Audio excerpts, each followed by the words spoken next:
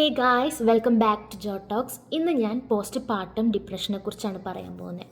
ഇത് പ്രഗ്നൻസി ടൈമിലോ അല്ലെങ്കിൽ after giving birth, കുഞ്ഞുണ്ടായതിനു ശേഷമോ അമ്മമാരിൽ ഉണ്ടാകുന്നതാണ് post partum depression. And it's different from baby blues. Baby blues എന്ന് വെച്ച് കഴിഞ്ഞാൽ മോസ്റ്റ് ഓഫ് ദി അമ്മമാർക്കും ഉണ്ടാകും. 2 വീക്സിൽ ഒരു ലോ മൂഡ് സ്വിങ്സും ഒക്കെ ഉണ്ടാകും. പക്ഷേ പോസ്റ്റ് പാർട്ടം എന്ന് പറഞ്ഞു കഴിഞ്ഞാൽ കുറച്ച് നാളധികം നിൽക്കും.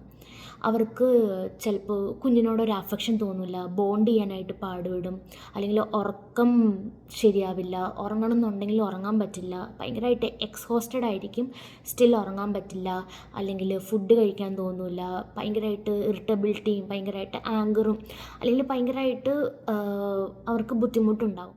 റീസൺ ഒന്ന് ഉറക്കമില്ലായ്മ, അതുപോലെ തന്നെ ഇപ്പോൾ പ്രീവിയസ് ആയിട്ടുള്ള ഒരു മെൻ്റൽ ഹെൽത്ത് ഹിസ്റ്ററി ഉണ്ടെങ്കിൽ അത്, അല്ലെങ്കിൽ ലാക്ക് ഓഫ് സപ്പോർട്ട്, അല്ലെങ്കിൽ നമുക്ക് ഒരു പ്രഗ്നൻസി കഴിഞ്ഞ് കഴിയുമ്പോൾ നമ്മുടെ ഹോർമോണൽ ചേഞ്ചൊക്കെ ഒരുപാടായിരിക്കും. ഇതൊക്കെ ആയിരിക്കും പോസ്റ്റ് പാർട്ടം ഡിപ്രഷൻ്റെ സാധ്യതകൾ.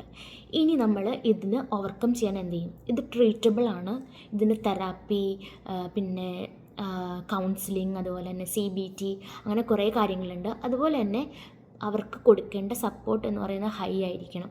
ഒരു കുഞ്ഞ് ഉണ്ടായി കഴിയുമ്പോൾ അവരുടെ അമ്മയ്ക്കും കെയർ കൊടുക്കേണ്ടത് അത്യാവശ്യമാണ്. എല്ലാവരും കുഞ്ഞിനെ കാണാനും അല്ലെങ്കിൽ കുഞ്ഞിനെ കെയർ കൊടുക്കാനും ഒരുപാട് പേരുണ്ടാകും. പക്ഷെ അമ്മയ്ക്ക് അതിന് ശേഷമുള്ള ഒരു ബോഡി അത്രയും ഒരു ചേഞ്ചിലൂടെ അവർ കടന്നു പോകുന്നത്. അപ്പോൾ അവർക്ക് കൊടുക്കേണ്ട സപ്പോർട്ട് എന്ന് പറയുന്നത് വളരെ അധികമായിരിക്കണം.